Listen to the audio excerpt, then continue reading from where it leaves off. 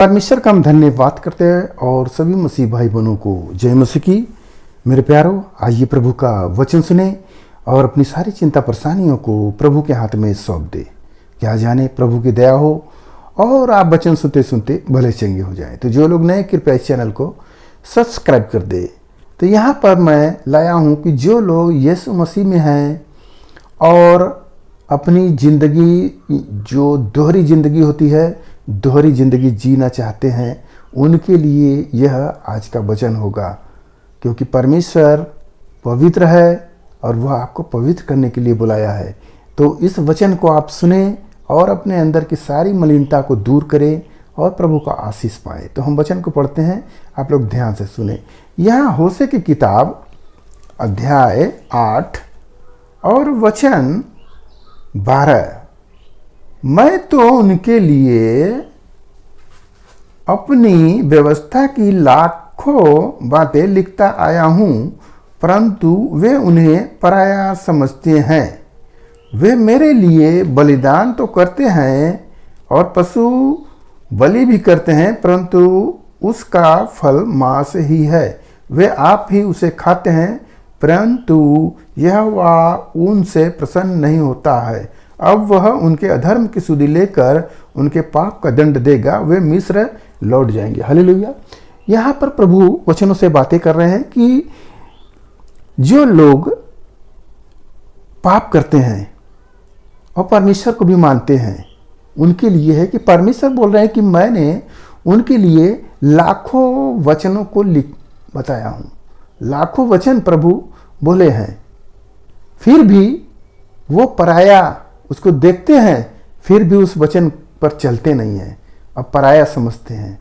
और क्या करते हैं वो लोग बलिदान करते हैं, पशु बलि भी करते हैं और वो चढ़ाते हैं और खुद खा भी जाते हैं। तो उनका फल क्या होगा? मांस ही होगा। मेरे प्यारों, परमेश्वर वचन दे रहा है, आप उस वचन को मानिए। अगर आप सोचते हैं कि मैं बलिदान चढ़ा दूंगा, मैं वहाँ दान दे दूंगा या उपवास रह लूँगा, इस तरह से मैं परमेश्वर को प्रसन्न कर लूँगा, तो ये अनहोना है। परमेश्वर का जो नियम है उसके अनुसार ही आपको चलना है। यदि आप अपना कुछ अपने मन की बात जोड़ रहे हैं तो यह गलत ही कर रहे हैं। क्योंकि परमेश्वर वो बोल रहे हैं कि उनको फिर मैं दंड दूंगा और वो मिस्र लौट जाएंगे। जानते हैं मिस्र लौटने का क्या अर्थ है? मिस्र में जैसे इस्राएली लोग दासत्व में फंसे थे, वो काम तो करते थे, उनको मजूरी नहीं मिलता था और उनके परिवार बढ़ते तो थे, परंतु उनकी केवल लड़कियां बढ़ती थी, लड़कों को मार दिया जाता था। और उनका जीवन जैसे एक जोतने वाला जो किसान होता है, उसके ऊपर जुआ रख देता है बैल के ऊपर, उस तरह से वो लोग जोता रहे थे और अपने जीवन में करा रहे थे, रो रहे थे। परमेश्वर ने वो जुआ तोड़ा और उनको आज़ादी दी। जब आज़ादी दी तो वो लोग क्या हो गए? बिगड़ गए। वैसे ही आज के दिन प्रभु आपसे बातें कर रहे हैं कि आपको जैसे परमेश्वर ने छुड़ाए हैं, आपको छुड़ाकर अपनी महिमा ले रहे हैं, और फिर भी परमेश्वर के वचनों पर आप ध्यान नहीं दे रहे हो और गलत काम में लवलीन हो, तो परमेश्वर आपको छोड़ देंगे और परमेश्वर फिर आप चले जाओगे, जैसे मिस्र में दासत्व में फंस जाओगे, वैसे ही जीवन आपका पुराना जीवन फिर हो जाएगा। फिर आप कहोगे यीशु मसीह में आए, मुझे कोई लाभ नहीं मिला, यही कहोगे और कराओगे, चिल्लाओगे।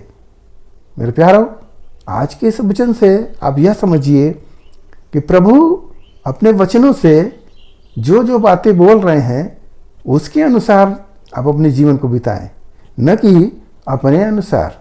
यदि आप ऐसा कर रहे हैं तो गलत ही कर रहे हैं।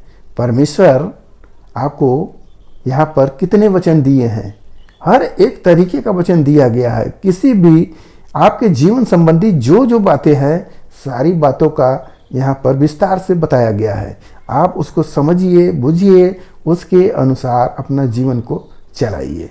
जब उसके अनुसार चलेंगे तो आशीष होगा और उसके विपरीत चलेंगे तो भारी श्राप होगा। हालेलुया। मेरे प्यारों, समझ गए आप लोग? कि जो भी बलिदान चढ़ाएंगे, जो कुछ भी दान दक्षिणा देंगे, वह सब व्यर्थ ही है, क्योंकि परमेश्वर उससे प्रसन्न नहीं होता है।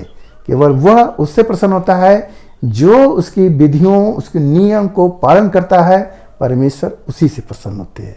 हालेलुया। तो मेरे प्यारो, आज के इस वचन से जो कुछ भी मिला उस पर ध्यान करें। प्रभु आपको आशीष दे। आइए आपके लिए प्रार्थना करते हैं। महान परमेश्वर, हम आपका धन्यवाद करते हैं इस मुसराया आज के दिन प्रभु, जो यह वचन मिला, हालेलुया, जितने सुने प्रभु उन्हें आशीष मिले, उनके घर परिवार में सुख शांति बनी रहे, सभी लोग भले चंगे रहे। धन्यवाद करते हुए प्रार्थना यीशु मसीह के नाम में, आमीन।